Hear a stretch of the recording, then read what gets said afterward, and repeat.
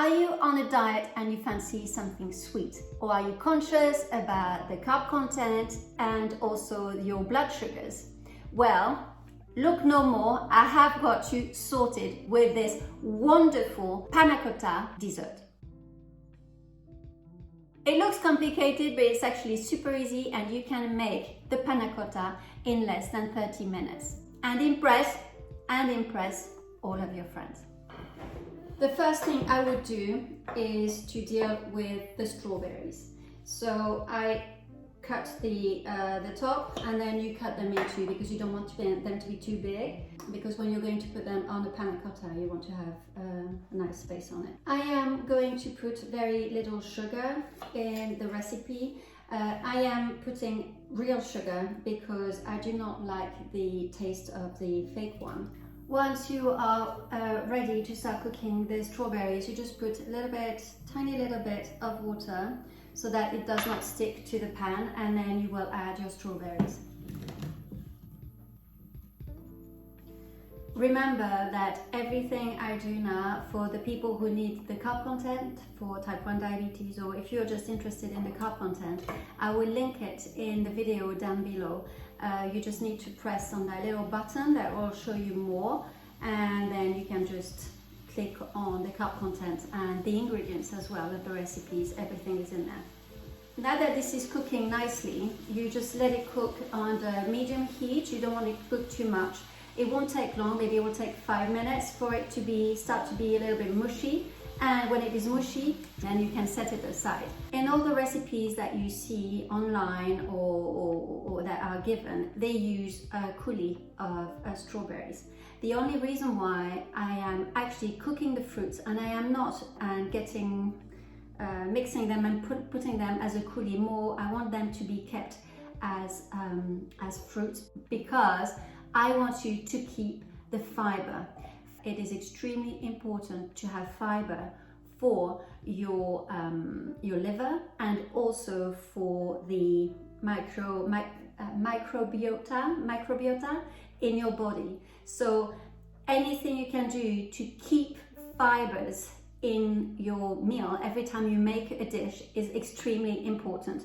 So for this, I am keeping my strawberries, I'm only cooking them and I am not mixing them so that it will not destroy the fiber of the fruit. Now this is the moment where we start putting everything together to cook for the panna cotta. So you will have only 2 major ingredients. I normally don't like buying anything that is light or fat-free or things like this, but as far as cream is concerned, I have bought the light cream, which is much better because the amount of fat and the amount of protein is actually lower. So this is what I would recommend if you use a dessert with a lot of cream. I'm adding to the dish some sugar. Now you can have, as I said to you earlier on, if you prefer to use fake sugar, obviously it's much better because you don't have to, there is not as much carbs, not that much sugar inside the panna cotta, but for me I prefer keeping it like this. I also am adding a real vanilla pod. As it's quite dry, I put it first inside the milk and then later on I will cut it into and get rid of the seeds in it.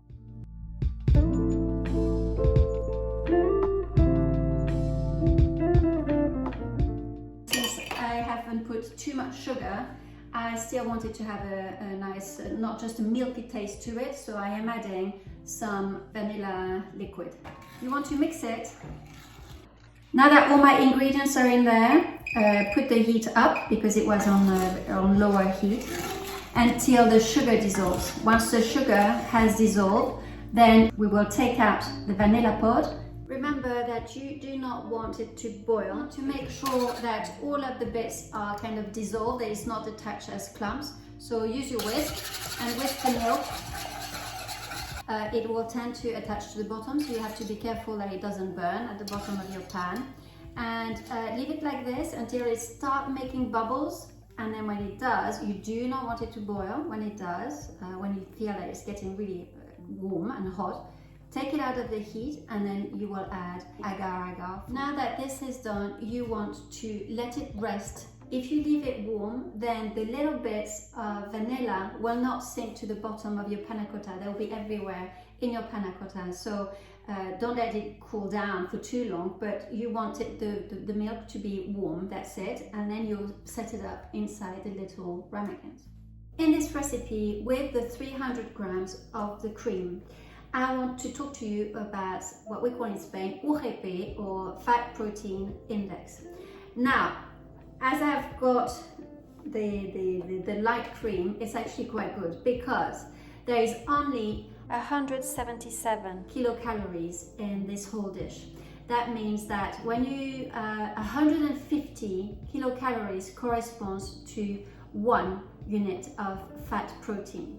That means a unit of fat protein means that your blood sugar 3 hours after ingesting the food will increase, will slightly go up, as if you were eating one rations or 10 grams of carbohydrates. So it's worth knowing. Obviously, you are never going to eat the whole of the panna cotta I have made, so you don't have to worry about this. But it is worth noting that for other recipes that you can see online, the fat protein index is extremely important. So in this particular instance, I only have 177. So you are fine. You know, don't eat the whole of the panna cottas because otherwise it will make your blood sugar go up. But this is a great dessert because it's lovely, it tastes wonderful, and it's not going to make you go really up a few hours after eating it. This can be made in individual ramekins like this. So then you just need to add the strawberries.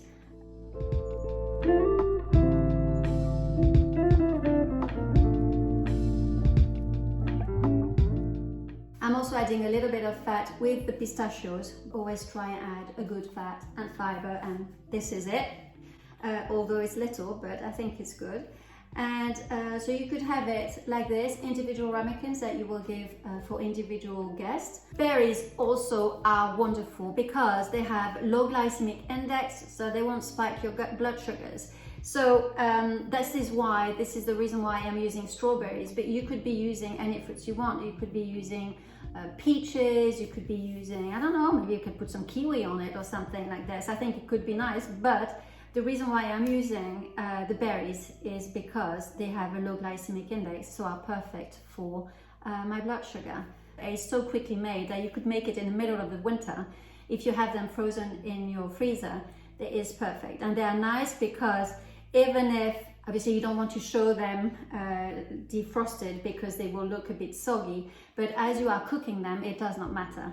So this is, for me, the best option if you want an easy and a quick dessert where you don't have to go shopping and spend hours. This panna cotta dessert is the perfect dessert for when you have guests over and you don't want to be stressed about anything. You can make it a day ahead and then serve it, but do not put the fruits on it. Just keep just the panna cotta with nothing on it in the fridge, and then the next day you just add the coulis on top, and that will be wonderful. So it's a low stress dessert as well. I will also, at the end of the video, show you another dessert that I really like, that is not too high in carbs either, and it's very easy for the morning if you have children and you find morning quite difficult.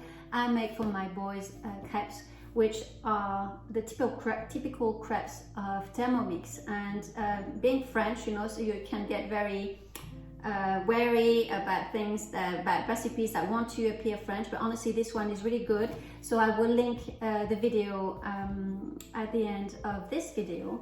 I wish you all the best, and I will see you next week for another video. In the meantime, take care, my friend. Bye.